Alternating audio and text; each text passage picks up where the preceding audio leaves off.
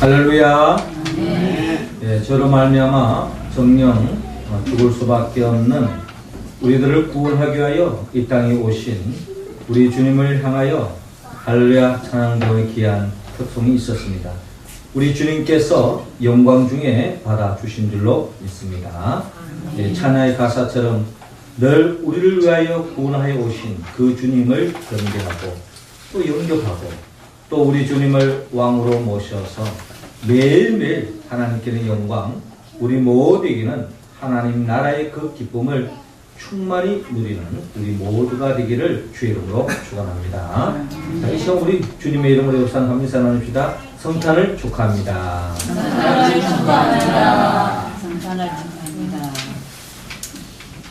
자, 우리를 위하여 이 땅에 오신 예수 그리스도, 그분을 이 땅에 보내신 분은 바로 말씀으로 천지 만물을 창조하신 우리 주 하나님이십니다.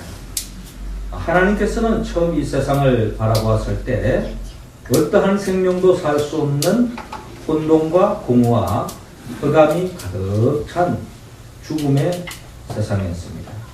이러한 세상에 하나님이 창조 첫째 날 빛이 있으라 라고 말씀하실 때 말씀대로 빛이 생기며 혼돈과 공허 흑암이 물러가고 하나님 보시기에 아름다운 세상이 열리는 것을 바라봅니다. 그리고 창조 둘째 날에도 하나님 말씀대로 푸르른 하늘이 생기고 또 셋째 날에도 하나님의 말씀대로 땅과 또 바다와 또 땅에서는 아름다운 식물들이 자라나기 시작합니다. 그리고 창조 넷째 날에도 하나님의 말씀대로 낮을 밝히는 태양과 또 밤을 밝히는 달과 별들을 만드십니다. 그리고 창조 다섯째 날에도 하나님의 말씀대로 바다의 물고기들이 헤엄을 치고 하늘에는 새들이 날아다닙니다. 그리고 창조 여섯째 날 하나님 말씀대로 짐승과 동물을 만드시고 마지막으로 하나님의 형상과 모양대로 우리와 같은 사람을 만드시고 생육하고 번성하여 땅에 충만하라, 땅을 정복하고 다스리라 라고 하는 복을 허락해 주었습니다.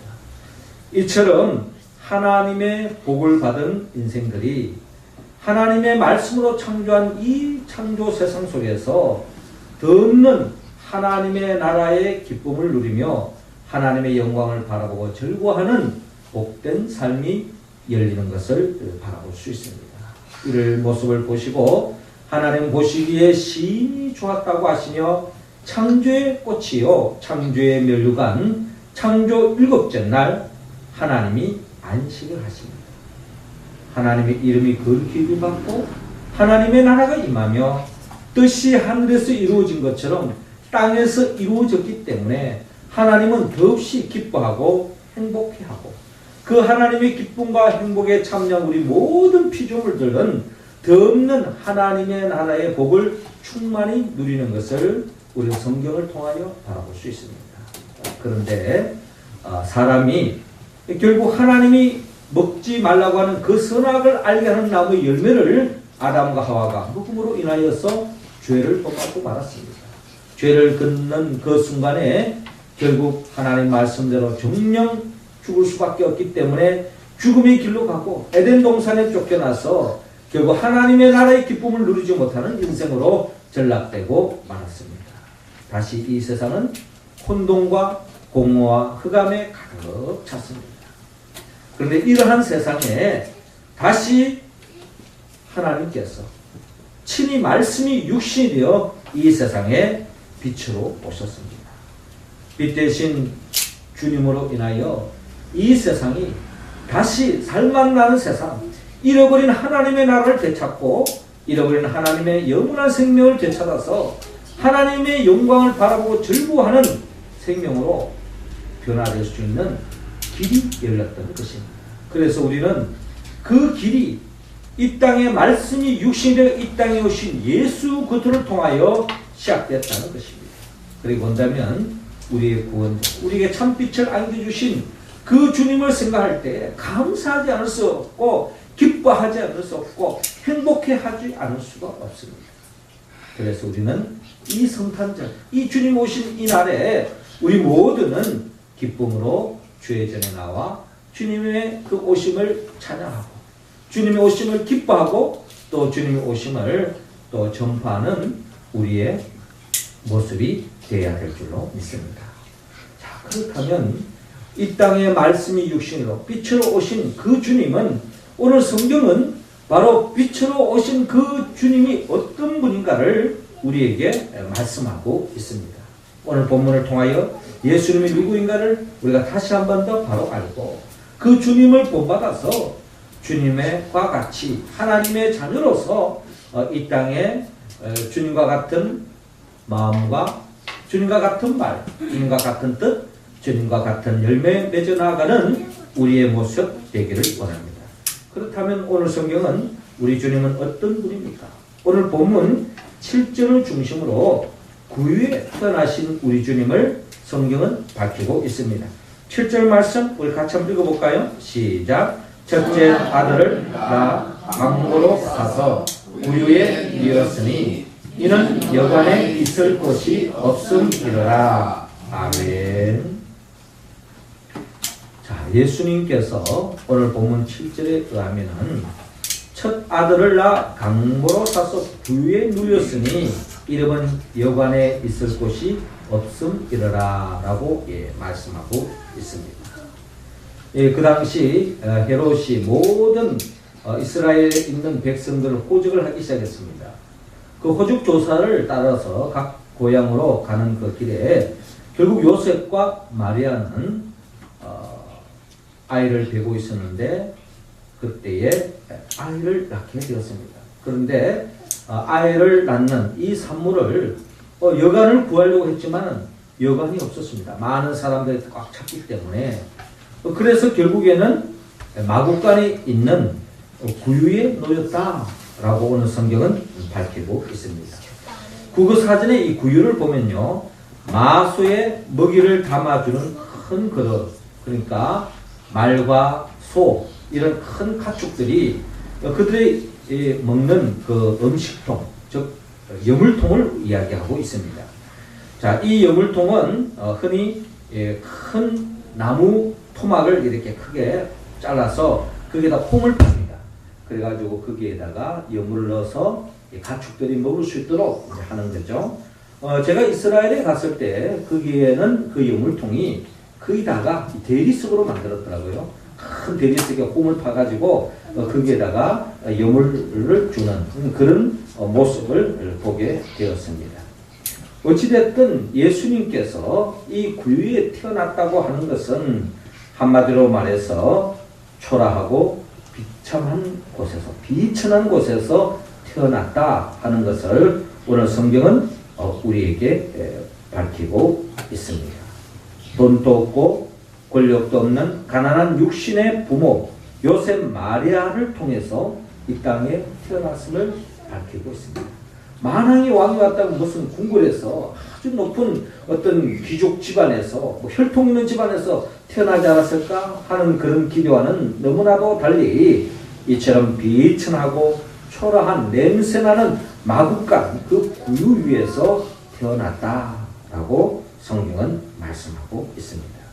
예수님의 구유에서만 태어났을 뿐만 아니라 예수님의 삶의 그 전체를 우리가 들여다보면 주님은 이 땅에서 참으로 가난한 삶을 사셨던 것을 볼 수가 있습니다. 무엇보다도 예수님은 능력이 있었습니다.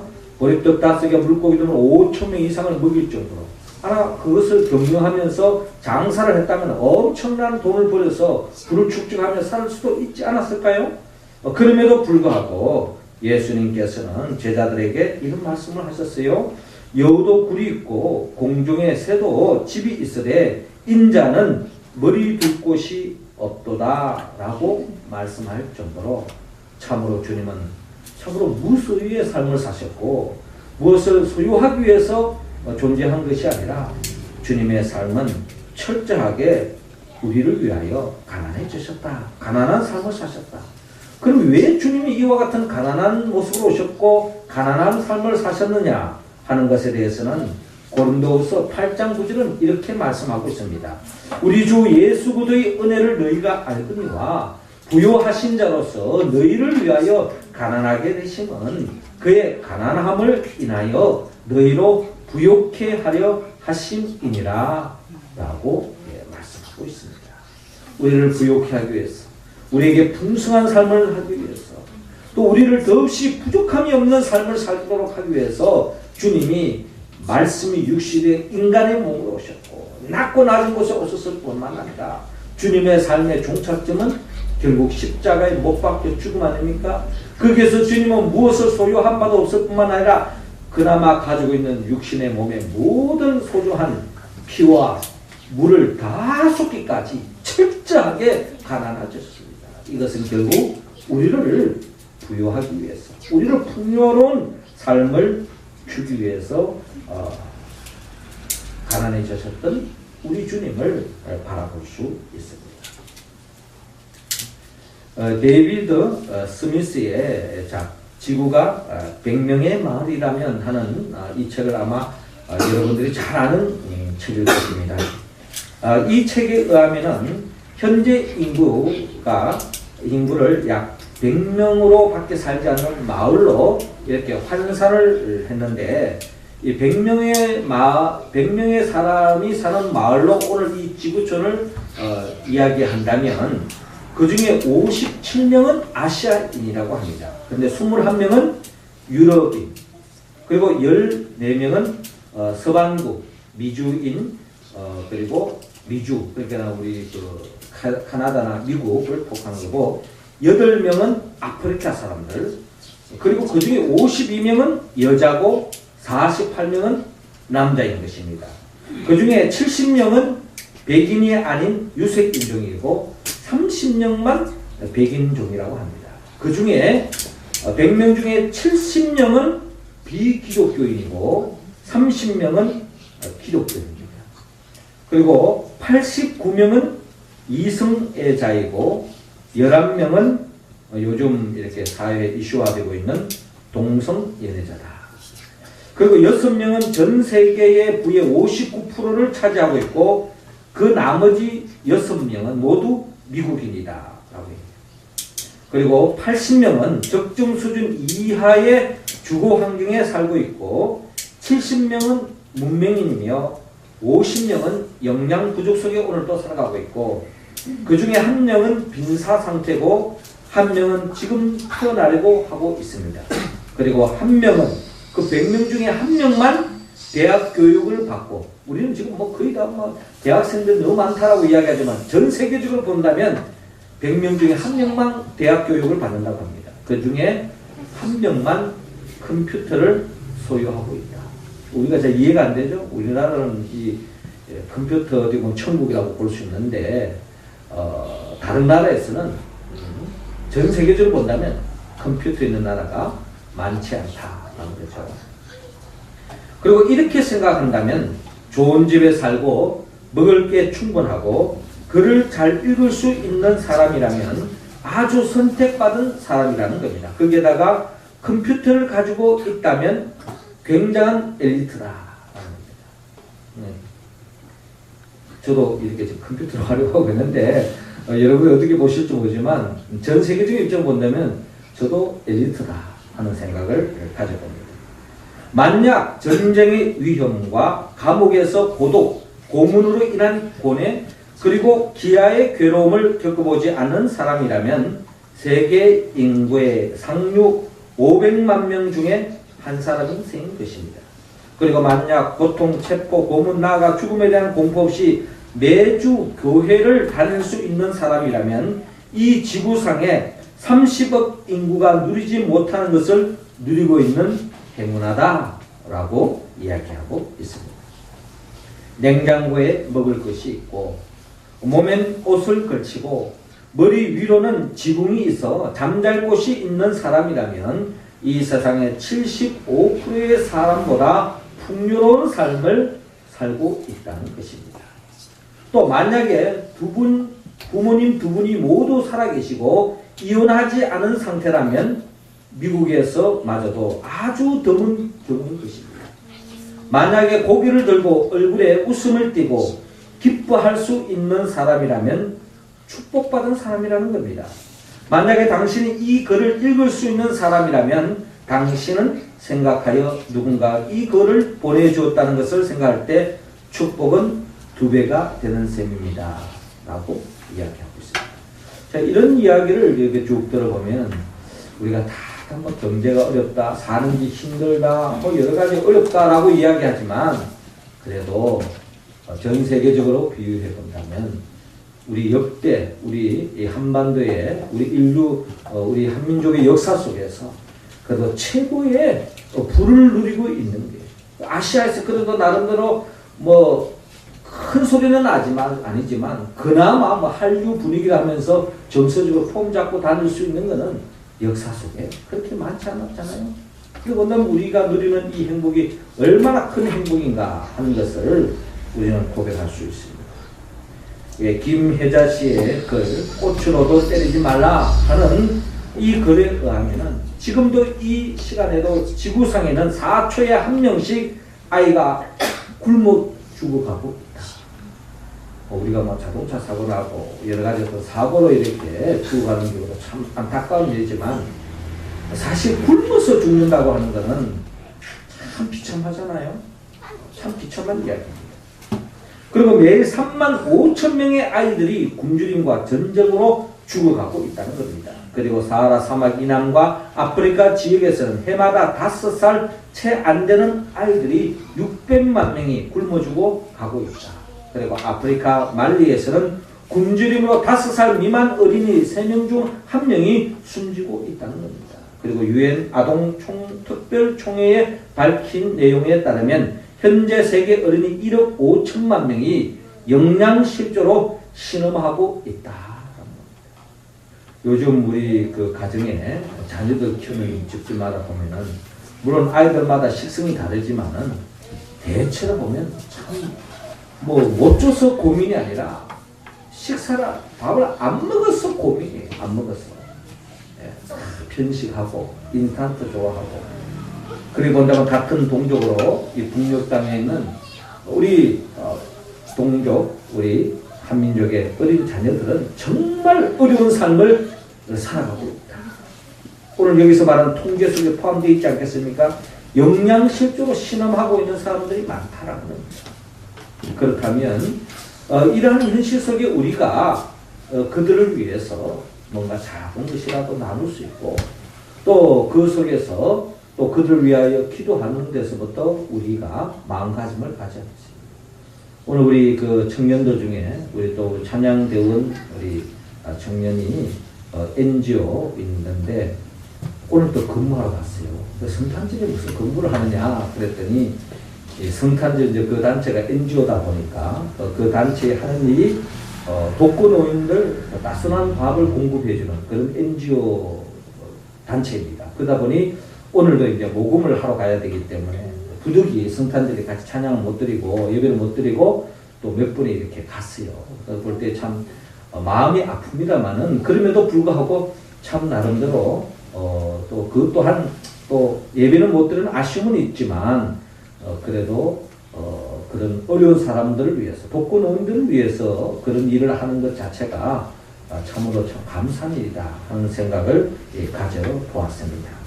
예수님은 우리 주위에 이웃 가운데 가난한 사람을 사랑하며 돌보기를 원합니다. 마태복음 5장 7절에 국률이 여기는 자는 복이 있나니 저희가 국률이 여김을 받을 것이며 라고 말씀하고 있습니다. 그리고 더 나아가 우리는 육신에 가난한 자만 해야 될 것이 아니라 정신적으로 영적으로도 가난한 사람들이 우리 주위에 얼마나 많은가를 우리는 관심을 가지고 그들에게 나누어야 할 것입니다. 그렇잖아요. 경제적으로는 정말 부유하게 살고 남부럽지 않게 살고 좋은 차에 좋은 집에 살고 있지만 정신적으로 영적으로 피폐한 인생을 살아가는 사람들이 우리 주위에는 많이 있다는 겁니다. 우리는 때로는 좋은 차 타고 좋은 학벌에 좋은 직장 다니는 그런 사람들에게 뭔가 뭐 참 부러움이 넘쳐도 봅니다만 그러나 그런 사람도 예수를 믿지 않는다면 흑당이에요. 우리가 국률이 여기야 할 대상이라는 겁니다. 주님은 그들에게도 궁리 여김을 통해서 진정 주님을 닮은 삶, 주님과 주님이 기뻐하는 삶을 살아가는 것이 결국 주님의 바람이요, 이러한 삶을 살기를 갈망하기에 주님이 친히 인간의 몸으로 오셨고 낮고 낮은 이 구유에 태어나셨다 하는 것을 오늘 성경을 통하여 우리에게 들려주고 있습니다. 더 나아가 예수님은 또 어떤 분인가? 오늘 성경 본문 11절을 통하여 구주로 태어나셨다라고 말씀하고 있습니다. 11절부터 같이 한번 읽어볼까요? 시작. 오늘 다윗의 동네에 너희를 위하여 구주가 나셨으니 곧 그리스도 주시니라. 아멘. 그렇습니다. 예수님은 오늘 다윗의 동네에 너희를 위하여 구주가 나셨으니 곧 그리스도 주시니라. 구주가 나셨다고 하는 말씀은 바로 우리의 구원자로 이 땅에 오셨다라는 것입니다. 마태복음 1장 21절에 보면 아들을 낳으리니 이름을 예수라라. 이는 그가 자기 백성을 저희 죄에서 구원할 자이심이라 라고 말씀하고 있습니다. 우리 인간의 진정한 불행은 어디서 시작되느냐? 때로는 먹을 것이 없어서 못 배워서, 때로는 힘이 없어서 여러 가지 우리가 불행을 이야기합니다만은 우리의 진정한 인간의 불행은 죄로 말미암아 시작됐다는 것을 성경은 우리에게 말씀하고 있습니다. 죄의 문제가 해결되지 않고는 우리는 진정한 구원의 자리에 이룰 수 없다. 참된 행복과 기쁨을 누릴 수 없다. 죄를 짓는 그 이상에는 결국에는 멸망할 수밖에 없고 영원한 영벌에 살아있지만 마귀의 종노릇하고 인간다운 하나님의 자녀다운 온전한 삶을 살 수 없다는 겁니다. 그래서 예수님이 이 땅에 오셨어요. 예수님의 이름의 뜻이 그가 자기 백성을 저희 죄에서 구원할 자이심이라 라고 말씀하고 있습니다. 그렇습니다. 예수님은 우리 모든 죄의 문제를 해결하기 위하여 주님은 우리의 죄를 짊어지고 십자가에 못 박혀 죽음을 통하여 주님은 우리의 진정한 구원자가 됐습니다. 죽고 난 뒤에 3일 만에 부활을 통하여 우리의 진정한 구원자가 된 거죠. 우리 인생은 결국 죽음의 문제를 우리는 그 누구도 해결할 수 없습니다. 다 사람마다 능력 범위가 다르잖아요. 내가 이 일을 할 수 없지만 다른 사람은 그 일을 할 수가 있습니다. 또 어떨 때는 목사가 할 수 있는 일을 성도가 할 수 없는 일이 있고, 목사가 할 수 없는 일을 성도들이 거뜬하게 하는 경우도 많이 있어요. 그러나 우리 모든 인생들이 할 수 없는 이야기였습니다. 돈을 가진 자나 가지 않은 자나 뭐 약한 나라 강대국이나 인간의 힘으로 할 수 없는 부분, 그 부분은 바로 구원자 예수 그리스도만이 해결할 수 있다는 겁니다. 사도행전 4장 12절을 보면 다른 이로서는 구원을 얻을 수 없나니 천하 인간의 구원을 얻을 만한 다른 이름을 우리에게 주신 일이 없음이니라 라고 말씀하고 있습니다. 우리의 구원자는 오직 예수 그리스도밖에 없습니다. 예수 그리스도만이 길이요 진리요 생명입니다. 이것은 제 이야기가 아니죠. 우리 독순이 아닙니다. 우리 주장이 아니에요. 이것은 하나님의 말씀인 것입니다. 우리가 인간적으로 보면 뭐 니도 좋고 나도 좋고 뭐 부처도 좋고 뭐 마음에도 좋고 뭐 다 좋고 뭐 공자도 좋고 다 좋다 이야기할 수 있잖아요.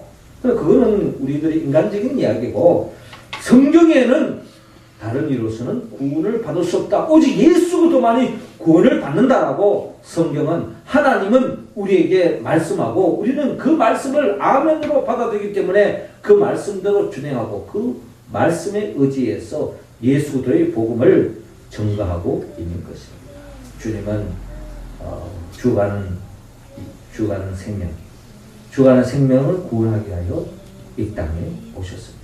우리도 주님의 마음을 품고 아직도 주님을 알지 못하고 예수를 알지 못하는, 그래서 죽어가는 그 생명들에게 다가가서 잃어버린 양을 찾는 목자의 심정으로 그들을 품고 그들을 기도하고 그들을 태신자로 품고 또 전도하여서 그들도 진정한 주님의 그 은혜를 입어서 구원함에 이룰 수 있도록 또한 전도에 힘쓰는 우리 모두가 되어지는 것, 이게 바로 주님이 이 땅에 오신 궁극적인 목적이라는 것입니다. 주님도 그냥 하늘 보좌에서 뭐가 부족해서 이 땅에 왔겠습니까? 우리를 구원하기 위해서. 우리도 이 세상에서 내 만족만을 위해서 사는 존재가 아닙니다. 아직도 우리 주위에 예수를 알지 못하고 믿지 못하고 죽어가는 생명이 있다면 그들에게 구원의 손길, 예수 그리스도의 복음을 전가하여서 또한 진정한 주님이 오신 그 주님을 본받아 이 땅에 죽어가는 생명을 살리는 데 앞장서는 우리 모두가 되기를 주의 이름으로 축원합니다. 이어서 마지막 주님은 이 세상에 어떤 분으로 오시느냐? 오늘 본문 14절을 통하여 평화로 태어나셨다라고 말씀하고 있습니다.